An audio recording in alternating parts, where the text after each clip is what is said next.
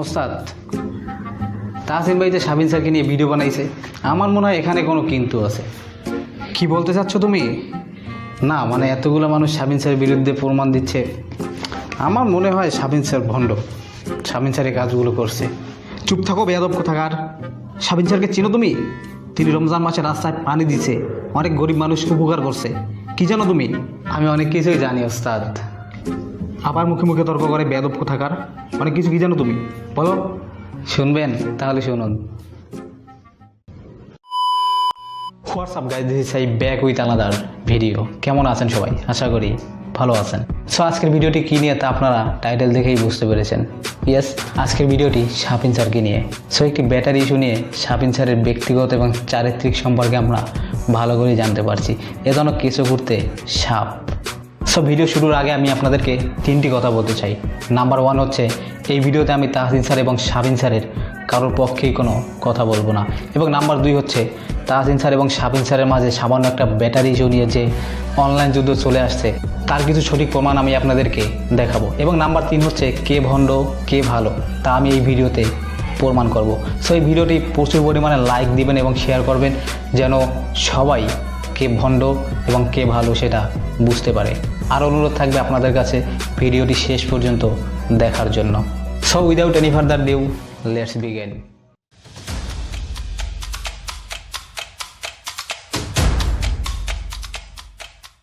আমরা বাঙালিরা একটু বেশি আবেগপ্রবণ এবং অন্ধভক্ত, ঠিক? কথা বলেন ঠিক না ঠিক? কারণ আজকে অমুক বলো, কাল তমুক বলো। আজ তাহসিনের ভিডিও দেখে শাবিনকে গালি দিচ্ছি, কাল শাবিনের ভিডিও দেখে তাহসিনকে গালি দিচ্ছি। কেন ভাই, আমাদের মেন্টালিটি কি এতটাই সিক যে আমরা নিজেরাই জাজ করতে পারছি না কে ভালো কে খারাপ? এনিওয়ে, তাহসিন স্যার তার ভিডিওতে যতগুলো লজিক দেখিয়েছে তার সবগুলোই সঠিক এবং সবগুলোই ভুল। তার মানে যে দেশে 200 টাকায় পতিতা পাওয়া যায় এবং ধর্ষকের পক্ষে আইনজীবী পাওয়া যায় এবং সে দেশে কারো বিপক্ষে মিথ্যে সাক্ষী দেওয়ার জন্য ভাড়া করা মানুষের অভাব নেই, তার মানে তাহসিন স্যার যে ফেক লজিক দিয়েছে তা কিন্তু নয়। অপরাধ করতে করতে অপরাধের মাত্রা যখন অতিরিক্ত বেড়ে যায়, তখন সেই অপরাধী নিজেই ধরা দেয়। তাই শাবিন স্যার যে একেবারে ধুতে দেওয়া তুলসী পাতা তা কিন্তু নয়। কারণ গ্রাম্য ভাষায় একটা প্রবাদ আছে, কিছু রটে কিছু বটে, এবং চোরের 10 দিন গৃহস্থের 1 দিন। আমি ধর্ষকের পক্ষে না, কারণ আমার ঘরে মা আছে, বোন আছে। এবং শাবিন স্যারের কাছ থেকে যতগুলো মেয়ে সেক্সুয়াল হ্যারাসমেন্ট হয়েছে এবং কমপ্লেন করেছে, আমি মনে করি তা সবগুলোই সঠিক। কারণ একজন টিচার কখনো একটা মেয়ে স্টুডেন্টকে এভাবে জড়িয়ে ধরে ছবি তুলতে পারে না। এবং এতগুলো মেয়ের শত্রুতাও নেই যে স্যারের সাথে তার নামে মিথ্যে কথা বলবে। আপনারা হয়তো ভাবতে পারেন শাবিন স্যার অনেক ভালো মানুষ, সে সমাজসেবা করে, সে গরিব দুঃখী অসহায় মানুষের পাশে দাঁড়ায়। কিন্তু ভাই, অধ্যক্ষ সিরাজ যে নুসরাতকে পুড়িয়ে হত্যা করছে, সে কিন্তু একজন ভালো মানুষ ছিল, সে কিন্তু একজন টিচার ছিল। আহসান হাবিব পিয়ার, যাকে আপনারা ভালো করেই চেনেন, সেও কিন্তু সেম কোয়ালিটির ছিল। তাই কারো উপরের লেবাস দেখে তাকে ভালো বলা যাবে না। তবে হ্যাঁ, আপনারা অনেকেই ভাবতে পারেন যে শুধুমাত্র কারো মুখের কথায় কিংবা কারো SMS কিংবা কারো একটি ভিডিওতে শাবিন স্যার যে ভণ্ড সেটা প্রমাণ হয় না। কিন্তু হ্যাঁ ভাই, কারোরই খেয়ে দিয়ে কাজ নেই যে কারো বিরুদ্ধে মিথ্যে কথা বলে তার কেরিয়ার ডাউন করে দিবে। তবে হ্যাঁ, আমিও একসময় শাবিন স্যারের ভক্ত ছিলাম, আছি এবং থাকবো। কারণ সে যতগুলো কাজ করছে তার সবগুলো কাজই অ্যাপ্রিসিয়েট করার মতো। কিন্তু সে যতগুলো ভালো কাজ করছে তার সবগুলোই ছিল শো আপ এবং ফেম পাওয়ার উদ্দেশ্য।